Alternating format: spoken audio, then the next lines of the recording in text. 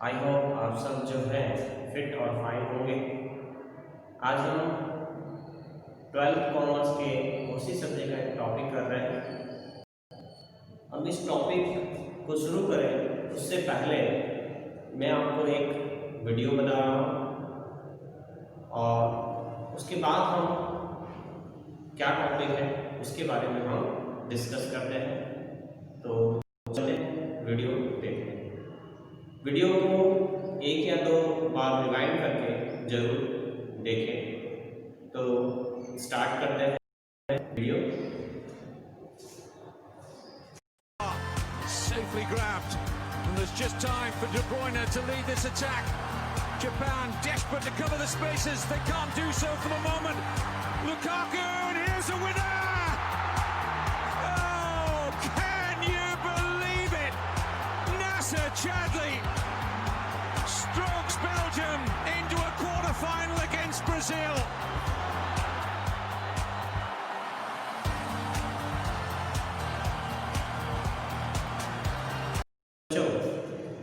कैसा रहा वीडियो?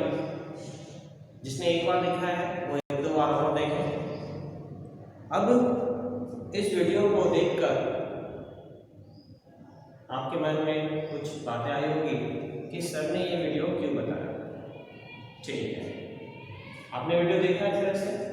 अच्छा, खूब। अब वीडियो में हमने क्या देखा? पहले गोलकीपर के पास फुटबॉल था, उसने फर्स्ट खिलाड़ी को बॉल पास की। वो प्लेयर जो है फुटबॉल लेकर ऑपोजिट जो सामने जो टीम है उसके पाले तक लेके गया। फिर उसने एक और प्लेयर के पास उसने बॉल जो है पास किया। उस खिलाड़ी ने एक और प्लेयर के पास बॉल पासिंग की और उसने बहुत ही चालाकी से उसके पीछे जो स्ट्राइकर आ रहा था उसको बॉल पास की और फिर इस स्ट्राइकर ने गोल जो है सामने वाले टीम पर कर दिया। तो ये सारा जो वीडियो आपको बनाया गया है वो इसलिए नहीं बनाया गया कि आप फुटबॉल खेलना सीखें, नहीं। फुटबॉल भी अच्छी गेम है, ऐसा कुछ नहीं है। तो जो आपको पीछे जो ये वीडियो दिखाने का पर्पस था, तो आप लोगों ने देखा कि जो लाल जर्सी में जो टीम थी, अगर वो सभी 4 या 5 खिलाड़ी या पूरी टीम अगर ऐसा बोलूं कि भाई एकजुट होकर खेली, सबने एक दूसरे को बॉल पास की समझदारी से और लास्ट वाले खिलाड़ी ने बहुत ही समझदारी से क्या किया, गोल किया। कुल मिलाकर जब पूरी काम एकजुट होकर करेंगे तो उसमें सफलता होने के चांस क्या हो जाते हैं, बढ़ जाते हैं। यानी जब एक टीम होकर खेलेगी तो उसमें सफलता मिलने के चांस जो है वो काफी बढ़ जाते हैं। तो ठीक इसी तरह व्यवसायिक इकाइयों में अलग अलग विभाग होते हैं और उन अलग अलग कर्मचारी कार्य करते हैं। अगर उन सभी के बीच में यदि कोई तालमेल ना हो, यानी कि एक पूरब की ओर जा रहा है तो एक पश्चिम की ओर जा रहा है, तो हम अपने उद्देश्य में कभी भी सफल नहीं हो सकते हैं। आई थिंक आप समझ गए हैं कि मैं क्या बोलना चाह रहा हूं कि अगर हमें किसी भी उद्देश्य को सिद्ध करना है, कोई भी मंजिल को प्राप्त करना है या कोई भी मैच को जीतना है, तो हम सभी को एकजुट होकर क्या करना होगा, काम करना होगा। तो उसी को ही हम सरल भाषा में बोलते हैं संकलन। तो आज का हमारा टॉपिक यही है, 12th कॉमर्स का हमारा टॉपिक यही है, संकलन। संकलन जिसको इंग्लिश में हम बोलते हैं संकलन को कोऑर्डिनेशन।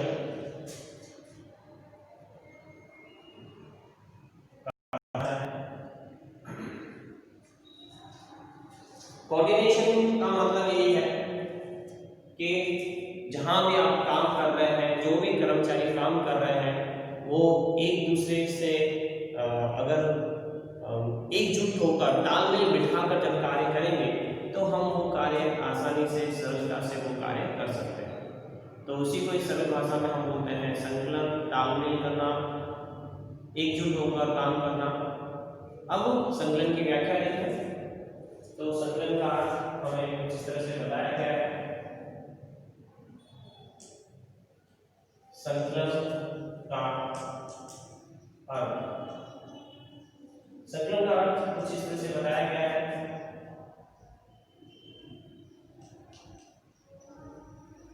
व्यावसायिक इकाई में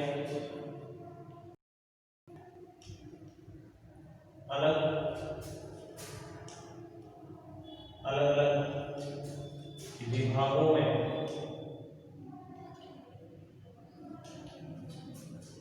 अलग अलग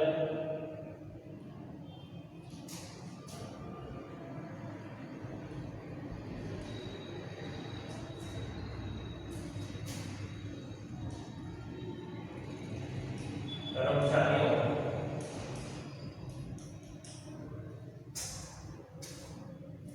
द्वारा जो कार्य होते हैं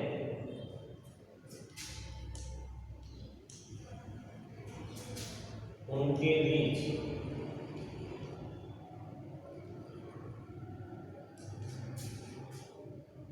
एक सूत्रता या सुमेल स्थापित करने के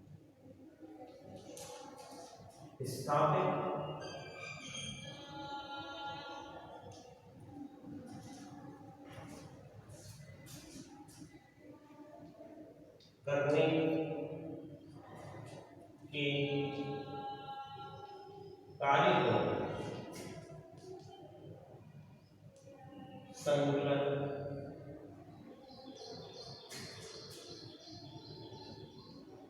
कहते हैं। व्याख्या क्या दी है देखें। संकलन का अर्थ व्यवसायिक इकाई में अलग अलग विभागों में अलग अलग कर्मचारियों द्वारा जो कार्य होते हैं उनके बीच एक सूत्रता या सुमेल स्थापित करने के कार्य को संकलन कहते हैं। यानी कि कोई भी व्यवसाय इकाई है उसमें एक विभाग का होता नहीं, बहुत सारे विभाग होते हैं और उसमें अलग अलग बहुत सारे क्या होते हैं कर्मचारी भी होते हैं। अब उन सब के बीच में अगर तालमेल ना हो, उनके बीच में सहकार की भावना ना हो तो हम अपने उद्देश्य को क्या कर सकते हैं पूर्ण नहीं कर सकते हैं। इसके लिए हम एक पिक्चर है वो देखते हैं।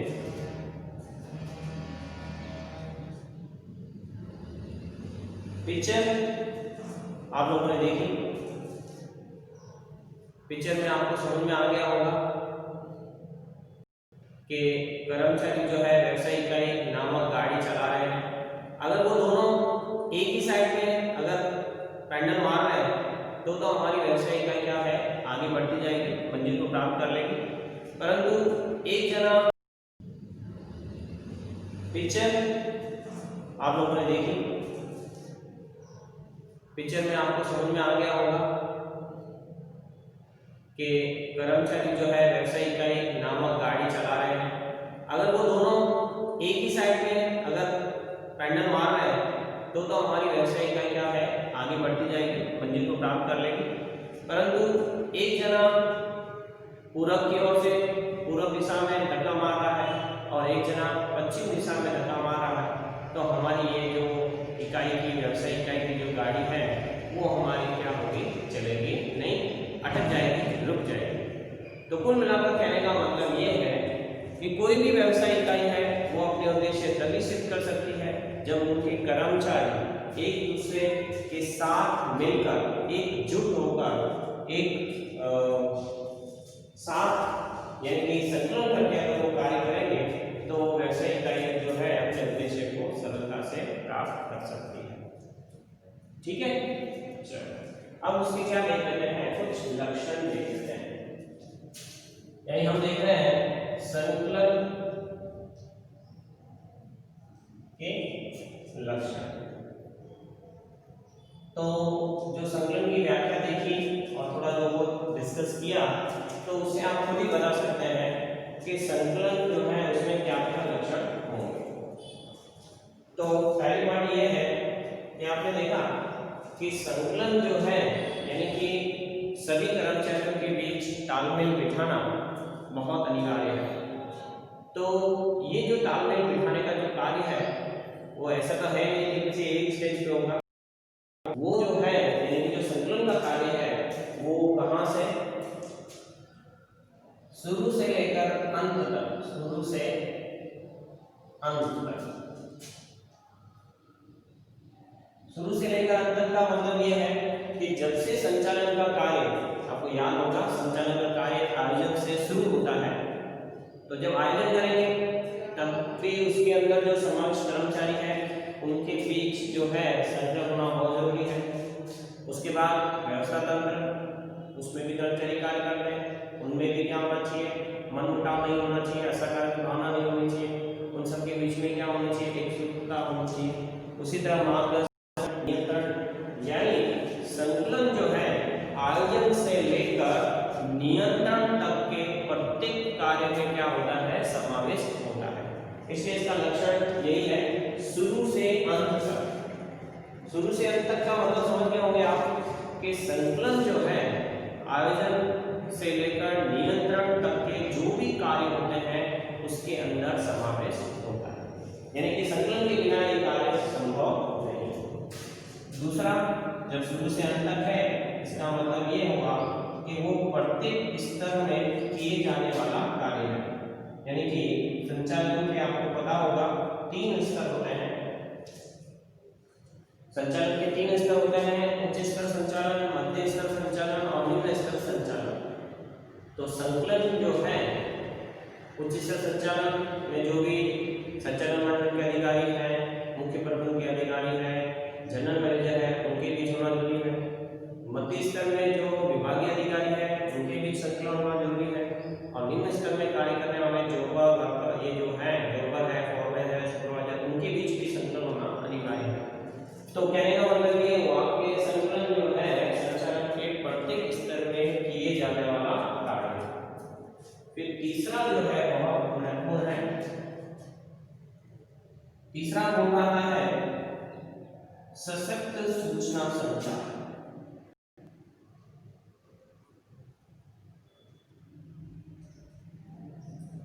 सशक्त सूचना संचार यानी कि संकलन के लिए सशक्त सूचना संचार की व्यवस्था होनी अनिवार्य है। यानी कि कर्मचारियों के बीच तालमेल तभी बैठ सकता है जब उनके बीच एक स्ट्रॉन्ग कम्युनिकेशन यानी सशक्त सूचना संचार हो। भाई जो फुटबॉल में खेलने वाले जो अभी हमने वीडियो देखा उसमें जो फुटबॉलर है उनको कैसे पता पड़ा, तो उन लोग आपस में ही क्या करते हैं, कम्युनिकेट करते हैं हाथों के इशारों से, आंखों के इशारों से। तो उसे पता पड़ जाता है कि किस खिलाड़ी को कौन सा यहाँ बॉल क्या करना है, पास करना है। अगर ये स्ट्रॉन्ग है तो आप इजीली क्या कर सकते हैं, एक दूसरे को बॉल क्या कर सकते हैं, पास कर सकते हैं। कर्मचारियों में भी यही है, अगर सूचना संचार की कमी है, ठीक है ना, तो क्या होगा, उन कर्मचारियों के बीच मिसअंडरस्टैंडिंग होने के चांस ज्यादा हो जाते हैं, तालमेल बैठने का काम जो है थोड़ा कठिन हो जाता है।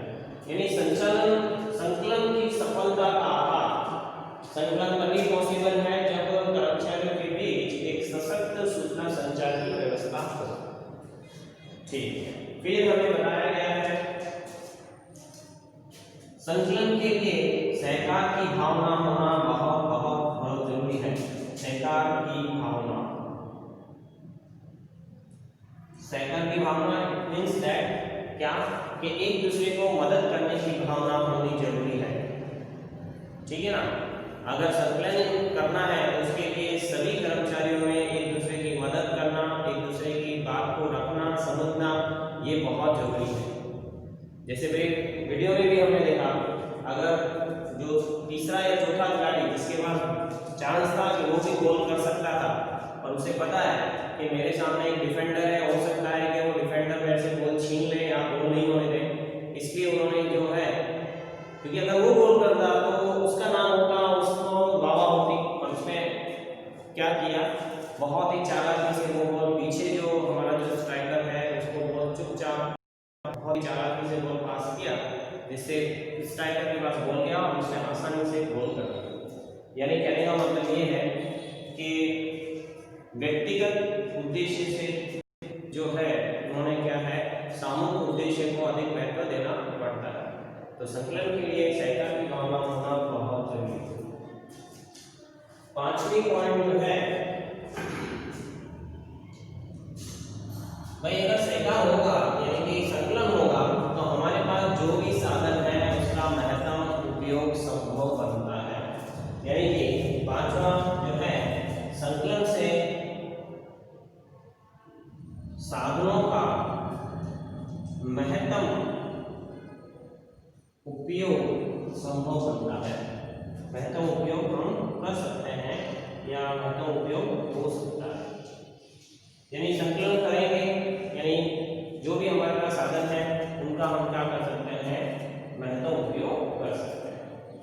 और छठा जो है, ऐसा कहा गया है कि संकलन जो है संचालन के प्रत्येक कार्य में देखने को मिलता है। अगर संकलन नहीं है तो संचालन का कोई भी कार्य हम अच्छी तरह से सरलता से नहीं कर सकते हैं। यानी कि संचालन के प्रत्येक कार्य में संकलन जो है अनिवार्य है, इसलिए संकलन को संचालन की आत्मा कहा गया है। यानी कि संकलन जो है वो संचालन की आत्मा है। यानी आप समझ गए हैं कि आत्मा के बिना शरीर का कोई मतलब ही नहीं है, इसलिए संचालन में अगर संकलन ही नहीं है तो उसका भी कोई महत्व नहीं है। संकलन जो है संचालन के प्रत्येक कार्य में समाविष्ट है और बिना संकलन के संचालन का कोई महत्व नहीं। तो आई होप इसके लक्षण आपको समझ में आ गए होंगे। सिंपल है, संकलन जो है शुरू से लेकर अंत यानी आयोजन से लेकर नियंत्रण तक के कार्य में क्या होता है, समावेश होता है। संचालन के प्रत्येक स्तर में संकलन देखने को मिलता है। संकलन की सफलता का आधार सूचना संचार पे है। संकलन बिना सहकार नहीं होता है, यानी संकलन के लिए सहकार की भावना होना अनिवार्य है। संकलन की मदद से हमारे पास जो भी साधन अवेलेबल है उसका हम महत्तम उपयोग कर सकते हैं और संचालन के प्रत्येक कार्य में संकलन समाविष्ट होने के कारण संकलन को संचालन की आत्मा कहा गया। तो ये तो हो गए उसके लक्षण। अब देख लें हम लोग संचालन का यानी कि संकलन का संचालन में क्या महत्व है। संकलन का महत्व तो इतनी जो चर्चा विचारणा की है उससे शायद आपको कुछ तो समझ में आ गया होगा कि संकलन किस तरह से महत्वपूर्ण है। तो पहला महत्व बताया गया है कि प्रत्येक कार्य जो है वो हम क्या कर सकते हैं, प्रभावशाली ढंग से कर सकते हैं।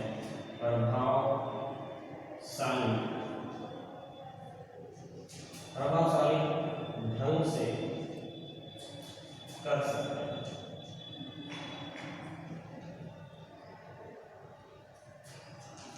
यानी कि संकलन अगर है तो संचालन के जो अलग अलग कार्य है, आयोजन है, व्यवस्था तंत्र है, मार्गदर्शन है, नियंत्रण है, ये सभी कार्य, क्योंकि ये सभी कार्य कर्मचारियों के बिना तो हो नहीं सकते और कर्मचारियों के बीच अगर सुमेल है, एक सूत्रता है, तालमेल, अच्छा तालमेल है, तो ये सभी कार्य हम क्या कर सकते हैं, बहुत ही प्रभावशाली ढंग से कर सकते हैं। दूसरा, प्रत्येक कार्य हम दूसरा भी यही पॉइंट है, प्रत्येक कार्य सरलता से कर सकते हैं, सरलता से कर सकते हैं।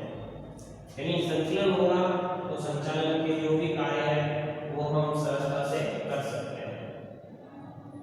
यानी आयोजन करने का कार्य है, व्यवस्था तंत्र का कार्य है, जो भी संचालन के कार्य है वो हम संकलन की मदद से बहुत ही सरलता से हम कर सकते हैं।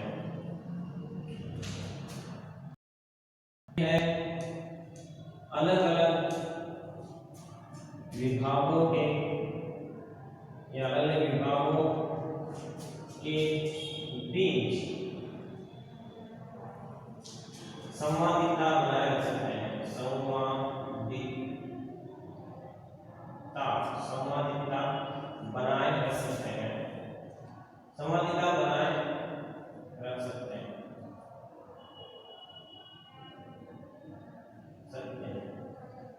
यानी कि अलग अलग कार्यों को, यानी कि अलग अलग जो विभाग हैं उनके बीच योग्य तालमेल और एक अच्छा वातावरण जो है जिसमें वो एक दूसरे के साथ मिलकर वो कार्य कर सकते हैं। यानी कि अलग अलग विभागों के बीच संवादिता का सर्जन हम कर सकते हैं। फिर है संकलन की मदद से कोई कार्य रहता भी नहीं है, यानी कि कोई कार्य बाकी ना तो रहता है और ना ही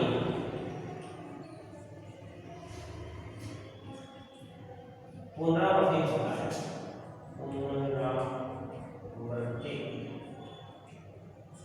पुनरावृत्ति होता है। यानी संकलन है तो जो जो हमें कार्य करना है उसमें से कोई कार्य बचता भी नहीं है, यानी कि भूलते भी नहीं है, और ना ही कोई कार्य दोबारा यानी कि पुनरावृत्ति रिपीट भी नहीं होता है। यानी कि अगर संकलन हमारे बीच में है तो जो जो हमें कार्य करने हैं उसमें से कोई कार्य रहता भी नहीं है और ना ही उसका हम क्या करते हैं रिपीटेशन भी नहीं होता है। फिर पांचवी पॉइंट हमें बताई है अलग अलग विभागों के कार्यक्रम व समय के, यानी समय का संतुलन जो है वो बना रहता है।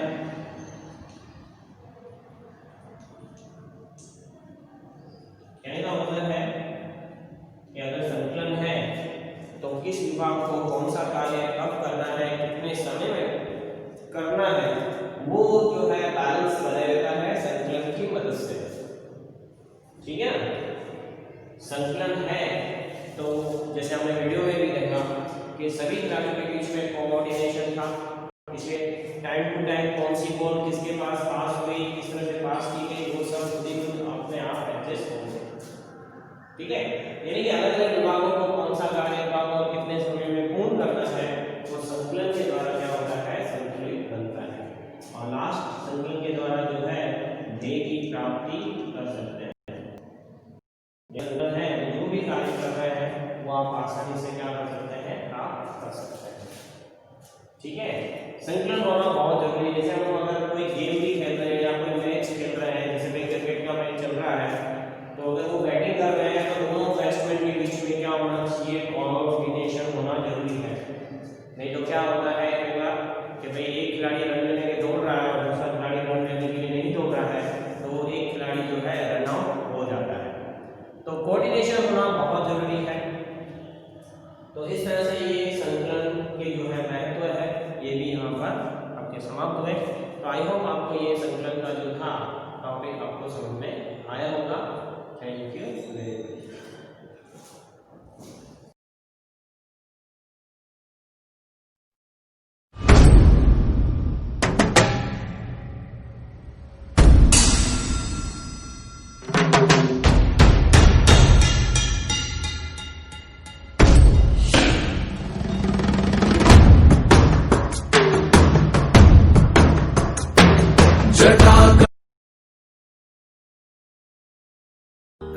मैं तेरा जिन्ना करदी तू उदों हद करदा, मैनू शां कर खुद धुप च खड़े तू यारा हद करदा। दुख जद नेड़े आउणगे मैं तेरे अथरू रोकांगी। तेरे मेरे रिश्ते नू नजर ना लग जे लोकां दी।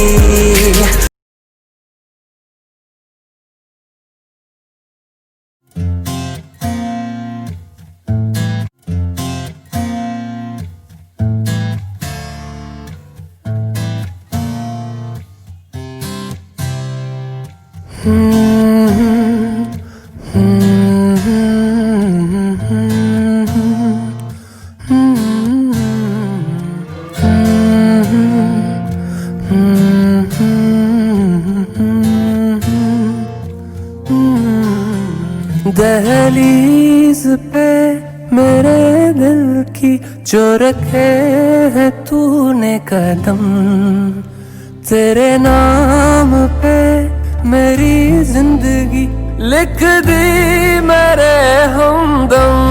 हाँ सीखा मैंने जीना, जीना कैसे जीना, हाँ सीखा मैंने जीना मेरे हमदम। ना सीखा कभी जीना, जीना कैसे जीना, ना सीखा जीना तेरे बिना हमदम।